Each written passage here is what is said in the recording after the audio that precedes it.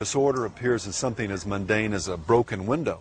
How much more powerful is the catalyst for immoral behavior when the oral environment, when the music, that language of the human soul, is bent towards moral disorder and chaos? A striking example of this broken window effect as it relates to music can be seen in this small park in Edmonton, Alberta. Several years ago, drug dealers began doing business here, and as a result, the crime rate in general began to increase. In an effort to restore a sense of order and preserve their community, local merchants paid for a sound system and began to broadcast the symphonies of Bach, Beethoven, and Mozart throughout the park. Neil DeBoard, the local chief of police, reported that the results were immediate and dramatic, with the number of crimes falling by approximately 800%. While there's no way to fully quantify all the factors that led to this decline, the gut consensus was that the beauty, intelligence, grandeur, and order projected by the classical music was so antithetical to the discord and degeneracy associated with the drug trade that many of the dealers just stayed away. A more recent example of the flip side to this principle can be seen in the rioting, theft, arson, and rape that took place at Woodstock 1999. It's time to let yourself go right now, because there are no more rules out there. During the Limp Bizkit set, where the majority of the sexual assaults were reported, vocalist Fred Durst introduced a new song. How many people here ever woke up one morning and just decided it was one of those days and you're going to break some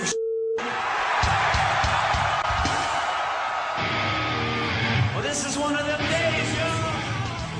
And then sang, It's going this way, I just might break your face tonight. Give me some break.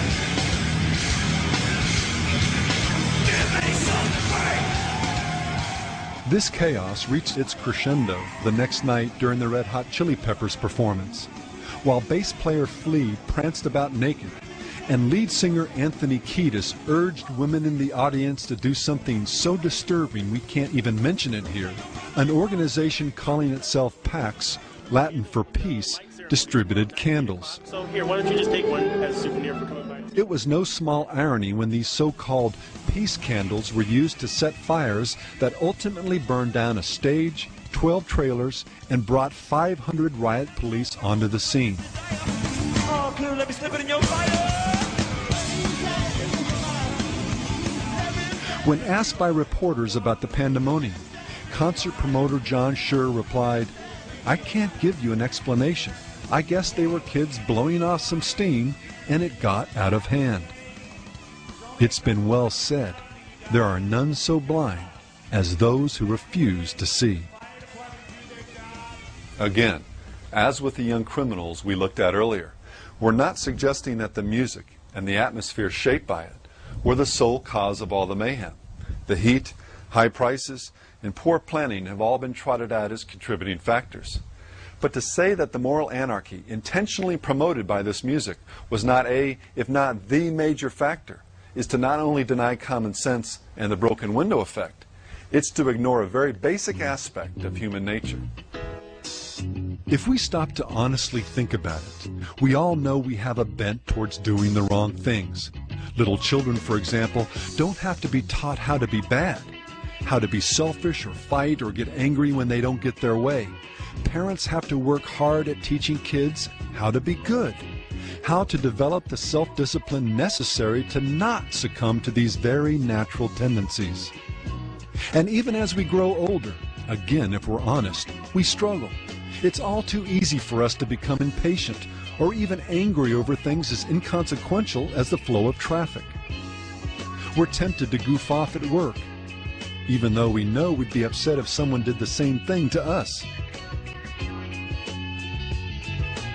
We're tempted to get angry and rebel against the very people who love us the most. We struggle with sexual and emotional faithfulness, even though we know it's what we desire and expect in return. On and on it goes, confirming what the Bible clearly declares. The heart of man is deceitful above all things and desperately wicked. Who can know it? Like it or not, compared to the perfections of an infinite and infallible God, our fallen, fallible, and finite natures produce actions that even at their best are as filthy rags in His sight. Our bent towards evil is really more an addiction, one for which we ultimately need His power, His grace to fight and overcome. So what happens when we immerse ourselves into an environment that encourages us to give in to these temptations?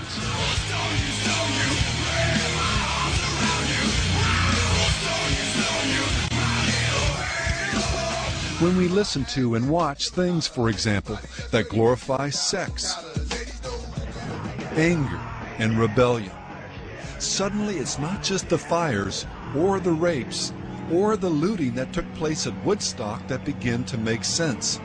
It's the stuff that goes on every day and all around us. The dumbing down and coarsening of language. Okay, well, I can say you said it 20 times already. The increasing popularity of tattooing, body modification, and body piercing.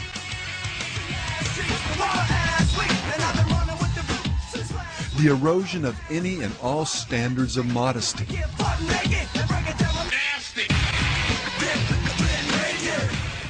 The loss of a sense of destiny, purpose, and hope. The use of alcohol and drugs. I'm taking a hit for every one of y'all. The celebration of rebellion, chaos, and anarchy.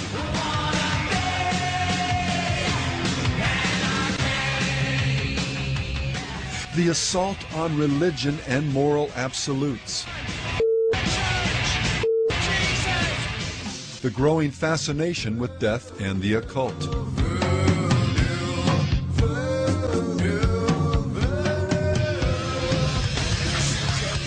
The embrace of anger, aggression, and the celebration of violence. The increasing normalization of sexual debauchery.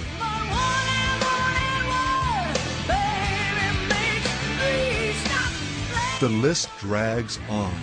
The sonic environment created by many of today's artists, both at Woodstock and more importantly, throughout our culture, is encouraging behavior that in any other time and in any other context would be almost unthinkable. All right, we got one rule. There are no fucking rules. Have a good time. The prophetic warning of Galatians 6 has come true with a vengeance. Do not be deceived. God is not mocked. For whatever a man sows, that he shall also reap. For the one who sows to his flesh shall from his flesh reap corruption.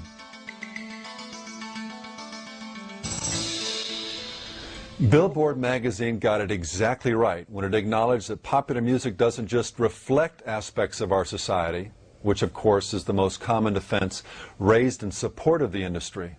It also helps define, condone, and deepen their some effect.